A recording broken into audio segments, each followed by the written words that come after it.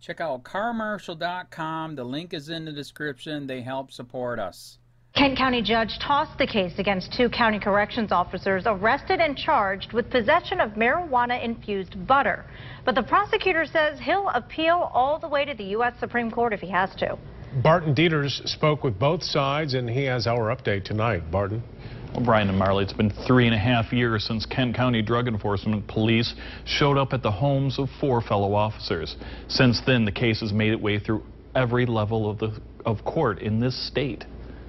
Kent County Circuit Court Judge Dennis Lieber ruled today that the case cannot move forward because the evidence obtained during a so-called knock-and-talk interrogation cannot be used. This comes more than 3 years after 4 Kent County Corrections officers were arrested and charged with the possession of marijuana-infused butter. Sergeant Tim Bernhardt and officers Brian Tennant, Mike Frederick, and Todd Van Dorn were all fired after their arrests in March 2014. Bernhardt and Tennant both pleaded guilty to maintaining a drug house. Tennant was sentenced to probation, but Bernhardt took his own life before sentencing. Frederick and Van Dorn appealed, saying police showing up in the middle of the night was not constitutional. They don't come at 4 in the morning and wake you up and bang on the door for 2 to 5 minutes. The Michigan Court of Appeals sided with police, but in June, the Michigan Supreme Court, in a unanimous decision, said police violated the 4th Amendment and were in fact trespassing. This will be applied across the state, so you will not have 3 a.m. police knocks at the door without a warrant. The case was sent back to the 17th Circuit Court for the judge to decide if the evidence could be separated from the constitutional violation and allowed in court after all. The evidence they got is called fruit of the poisonous tree in legal terms.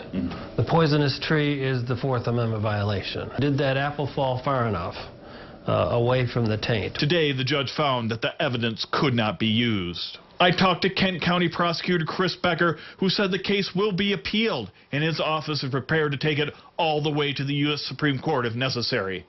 Block says he's ready. I will see this case through till the very end of days, until the very last gasp. Block said in the meantime, his client will seek damages in the way of wages and benefits lost as a result of the firing, which was based on the idea that he violated the law while employed as a corrections officer, a violation that, for now, does not exist. Reporting live in studio, Barton Dieters, 24-Hour News 8. Paradigm shift. State courts rule police raids over weed were illegal and uncalled for. Courts in 2 states are finally admitting that dangerous early morning raids conducted by SWAT teams searching for cannabis are illegal and unwarranted. By Rachel Blevins, November 28, 2017. Courts in both Florida and Michigan have admitted that the dangerous early morning raids conducted by SWAT teams searching for cannabis were completely unwarranted, and the overeager actions of the officers involved made their searches illegal. In one case in Florida, Collier County Sheriff's deputies arrived at the home of Juan Falcon before 7 a.m. and within 20 seconds of knocking on the front door and announcing themselves, they broke down the door with a battering ram and threw 2 flashbang grenades inside the house. As a report from Reason noted, the purpose of the raid was to gain access to 24 cannabis plants that were reportedly growing in Falcon's backyard. Florida's 2nd District Court of Appeal ruled that the methods the officers used to obtain those cannabis plants violated the state's law on knock-and-announce searches. In a unanimous decision from the 3-judge panel, Judge Susan Rothstein-Wakem noted that when the deputies conducted the raid, they were aware that Falcon lived in the home with his family, which included his 2 children. Advertisement. Rothstein-Wakem also pointed to the fact that the 6 deputies involved used extreme methods, even though Falcon had no record of a violent criminal history, and police had no reason to believe he was armed and dangerous. At just past 6:45 a.m. on April 9, 2014, a SWAT unit of at least 6 heavily armed deputies appeared on the front doorstep of Falcon's residence to execute a search warrant. Less than an hour earlier, the deputies had all been briefed on the fact that Falcon lived in the residence with his family, which included an adolescent son and a teenage daughter.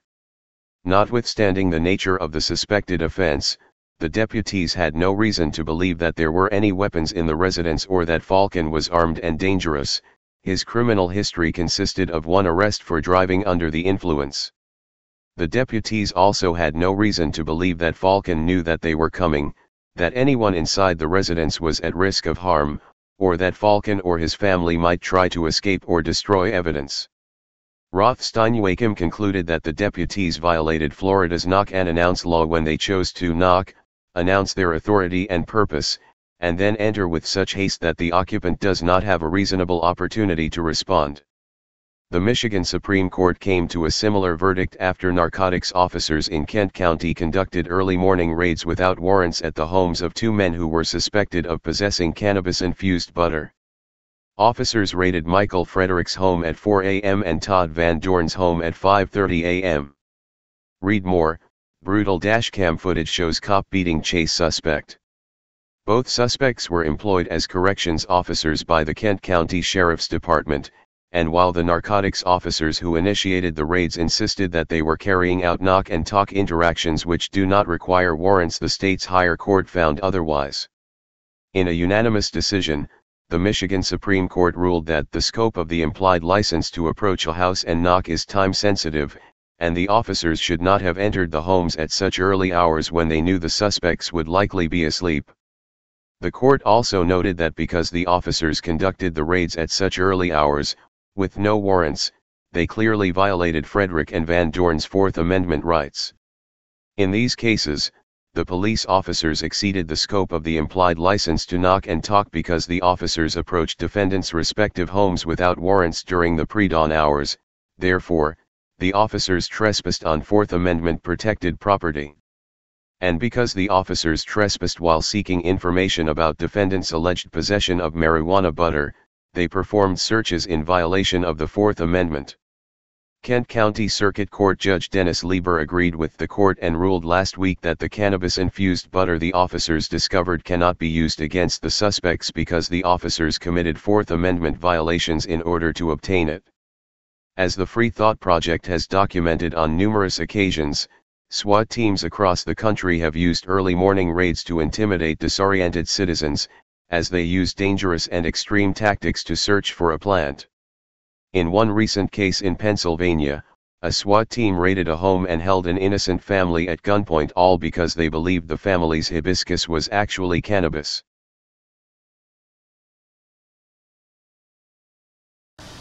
Hey Charlotte County, this is Charlotte County Cop Watch, and I wanted to explain what fair use is. You can use pieces of news articles if you're doing it for news reporting, you have commentary, and you're doing it for education purposes. So that's what fair use is, as you can see right here. Another reason why I wanted to make this video is to let you know I have just joined with Patreon. A nice thing with Patreon, I make no money on YouTube. They took the money away years ago, and so this is another way to give, and it's a nice thing too because you can give monthly. You can give $1, $5, $10, whatever. I do 4 to 5 hours a day on trying to wake the sheeple up on how corrupt it is and different ways that you can fight the corruption. So Patreon is a way that you can do it, and then of course the old way is still there. Donate to Charlotte County Cop Watch with PayPal or credit card. So keep that in mind. 4 to 5 hours a day. I make no money, but the corruption happened to me and I'm sick of it, so I'm trying to wake people up. But my wife would love it if if we could get some help out there. There's 47,000 subscribers. Just think if each one of you subscribers just gave let's say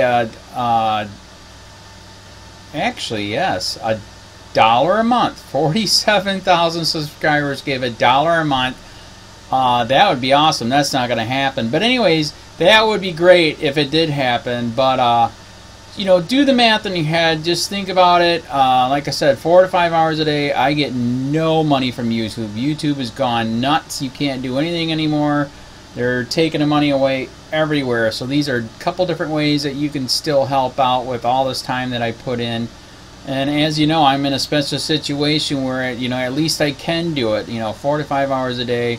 We have a cleaning company during the day. That's what allows me to do this, and we're debt free. So this is my hobby. I don't go fishing and all that other crap. I try to save the world.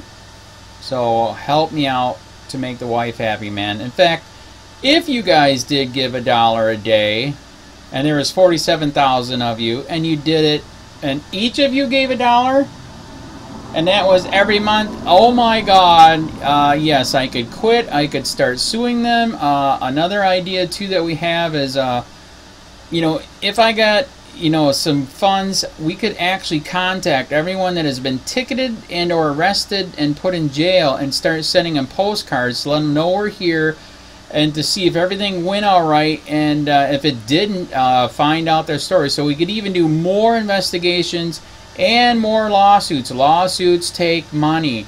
So just think about that. You know, 47,000 of you so far right now. You know, $1 a day. I mean, $1 a month on Patreon, or $5 a month Patreon, 10, 20, whatever. Just do the math in your head. Help out. This is a lot of work every single day. Thanks.